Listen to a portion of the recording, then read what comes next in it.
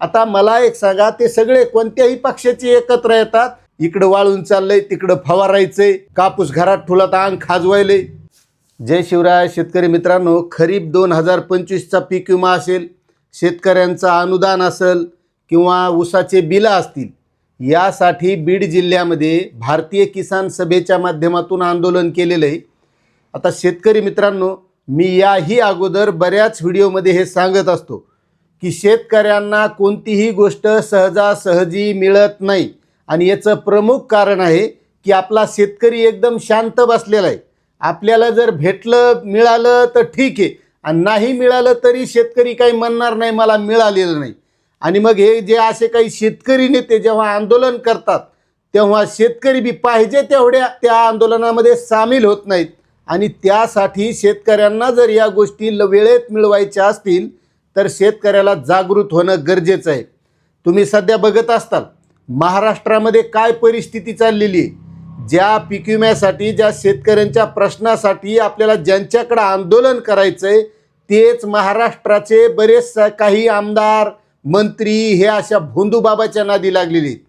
म्हणजे ज्यांच्याकडं महाराष्ट्राचा विकास करायचा आहे, नुसत्या त्यांच्या भाषणामध्येच आपण ते ऐकतो, आणि हेच भोंदूबाबाकडे चाललेत. कोणी बोटं कापून घ्यायलेत, पूजा विधी करायलेत, आणि नुसती भोंदूबाबाचीच नाही, अशा कित्येक घटना घडत आहेत. मग यांना वेळच कुठे शेतकऱ्याच्या प्रश्नावर. आणि त्यामुळं शेतकऱ्यांच्या ज्या काही गोष्टी येतं, बरेच सारे प्रश्न प्रलंबित आहेत. नुसता पीक विमाच नाही, शेतकऱ्याचं अतिवृष्टीचं अनुदान. मला एक सांगा, मुख्यमंत्र्यांनी त्यावेळेस 17,500 रुपये सरसगट पीक विमा देऊ सांगितलं होतं. तुम्हाला सांगतो आज बी की पुढं पीक विमा मिळेल, पण सरसगट मिळणार नाही. जसा त्यांनी 17,500 रुपये सांगितला होता, त्याने सुधारित पीक विमेचा कार्ड होता, त्यामध्ये सरळ सरळ दिले की उंबरठा उत्पादनामध्ये घट आली तर, आणि ती किती टक्के आली त्याप्रमाणेच तंतोतंत पीक विमा मिळेल. मग यांनी नुसते आश्वासनं द्यायचे, आपण त्यावेळेस ऐकायचं, आणि आपण नुसते तितकं ऐकूनच खुश होतो. कर्जमाफीचं तुम्हाला सांगतो की आश्वासन दिलं होतं, अजून काही मिळाली का? नाही. 7-12 कोरा करू म्हणले होते, पण त्याच्यात निकष कसे लावलेत? आता बावनकुळे साहेब सांगायले ज्याच्याकडे गाडी आहे त्याला पीक विमा मिळणार नाही, ज्याचा वावरात बंगला आहे त्याला पीक विमा मिळणार नाही. म्हणजे हे तोंडानं आजच सांगून टाकायलेत. म्हणजे उद्या ज्याच्याकडे गाडी बी नाही, ज्याचं शेतात बंगला बी नाही, त्याला बी नाही मिळाला तर त्याला काहीतरी निकष लावून डावललंय असं त्याला वाटू लागत आहे. आणि तो पुन्हा कधीच बोलणार नाही, म्हणणार नाही की माझं कर्जमाफीमध्ये मी पात्र असताना सुद्धा मला मिळालेलं नाही. कारण आपण खुश याच्यात आहेत की आपल्याला नमोचे कावं येतात, आपल्याला PM किसानचे कावं येतात, आपल्याला लाडकी बहीणचे कावं येतात. पण लावा हिशोब, ते पैसे किती व्हायलेत वर्षाचे? ते 12,000 आणि 18,000. तुम्हाला बाकीच्या गोष्टी नाहीत का? आज पहा तुम्ही कोणत्या मंत्र्याकडं, कोणत्या आमदाराकडं किती संपत्ती आहे. तुम्हाला वाटत नाही का तुमच्याकडे काही असावं, तुमच्याकडे तुमचे मुलं चांगले शिकावं, तुमच्याकडे 4 व्हीलर गाडी असावं, तुमच्याकडे सगळ्या सुविधा असावं, चांगला तुमचाही बंगला असावा. मात्र शेतकरी हा अल्पसंतुष्ट माणूस झालेला आहे. त्यामुळे शेतकऱ्यांना या गोष्टी जर वेळेत मिळवायच्या असतील तर मी याही अगोदर सांगितलेलं आहे, पीक विमा असेल, अतिवृष्टीचं अनुदान असेल, महाडीबीटीच्या योजनाचं अनुदान असेल किंवा इतर कोणत्याही योजना असतील, तर त्यासाठी शेतकऱ्याला रस्त्यावर उतरून संविधानिक पद्धतीनं आंदोलन करावं लागेल. पण लोक काय नुसतं ऐकित आहेत. त्याच्यात काही जण तर असे भक्त आहेत की ते खराब कमेंट करतात खालून. मग त्यांना ह्या गोष्टीसुद्धा आवडत नाही. आपल्याला ही सवय लागलेली ही बदलावं लागेल.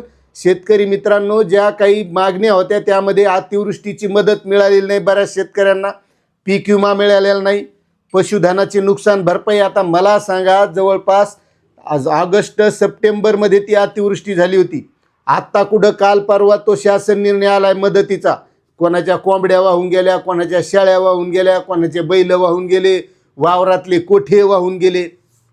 आत्ता त्यांनी मदतीचा शासन निर्णय काढलाय. आपल्याला फक्त सवय एवढीच लागली की मदत आली का बस ती नुसती ऐकायची. आणि आता काही जण कमेंट करलेत काही खरं नाही, नुसता शासन निर्णय येतो, भेटन तव्हा खरं, भेटन तव्हाच खरं.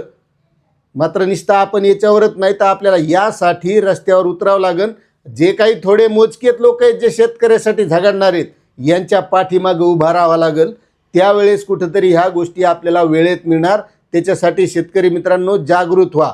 कारण तुम्हाला सांगतो, तुम्हाला कोणतीच गोष्ट वेळेवर भेटत नाही. मग उद्योगपती असेल त्याला कर्ज भेटतं, त्याला कर्ज माफ्या भेटत्यात, त्या आपल्याला माहीत होत नाहीत. वैयक्तिक एका उद्योजकाला कर्जमाफी भेटती, त्याला कोट्यवधीचे कर्ज भेटतं. आपल्याला 10 एकर 5 एकर रान असलं तर लाख 1.5 लाखासाठी 10-5 चक्रा त्या बँकेत मारावं लागतात. तो मॅनेजर म्हणतो हे कागद आणा, ते कागद आणा. आता उद्या बी ही कर्जमाफी मिळेल का? तर या कर्जमाफीमध्ये हे कागद आणा, हे आणा, ही KYC करा, ती KYC करा. सगळं कर्जच तुमच्याकडे लाख 1.5 लाख रुपये, आणि त्यासाठी तुम्हाला हे झगडावं लागत आहे. हे याचं मूळ कारण आहे की शेतकरी संघटित नाही, शेतकरी एकत्रित होत नाही. शेतकरी हा वेगवेगळ्या पक्षात विखुरलेला आहे, वेगवेगळ्या जातीत विखुरलेला आहे. आपल्याला हे सगळे जाती भेद पक्ष सोडून फक्त शेतकरी म्हणून जोपर्यंत आपण एकत्र येणार नाहीत तोपर्यंत या गोष्टी घडणार नाही. आणि राज्यकर्त्याला हेच पाहिजे की हे सगळे लोक वेगवेगळ्या पक्षात विखुरले पाहिजे. आता मला एक सांगा, ते सगळे कोणत्याही पक्षाचे एकत्र येतात, सत्ता स्थापन करतात, सत्ता भोगतात, मौज मजेत मस्त त्याचं मजेत चालले. त्याच्याकडे काय कमी आहे मला सांगा? तुम्ही इकडंच बेजार आहेत का नाही?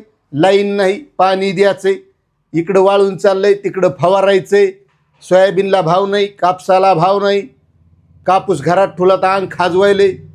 मग तुम्हाला जर ह्या गोष्टी बदलायच्या असतील तर शेतकऱ्यांना पक्ष जातीभेद सगळ्या गोष्टी येऊन एकत्र व्हावं लागेल. मी या अगोदरही सांगितलेलं होतं एका व्हिडिओमध्ये की पीक विम्याचा एकच पर्याय आहे, फक्त शेतकऱ्यांना आंदोलन करावं लागेल. जिल्हाधिकारी असेल, तहसीलदार असतील, कृषी अधिकारी असतील, प्रत्येकाला निवेदन द्यायचे आणि एकट्यानं नाही, प्रत्येक गावातल्या शेतकऱ्यांनी एकत्र व्हायचं, तालुक्याच्या शेतकऱ्यांनी एकत्र व्हायचं, जिल्ह्याच्या शेतकऱ्यांनी एकत्र व्हायचं. त्यावेळेस कुठंतरी शेतकऱ्यांना चांगल्या प्रकारे वेळेवर या गोष्टी मिळू शकतील आणि जशा घोषणा होतात तशा मिळतील. नाही तर जय हिंद, जय महाराष्ट्र.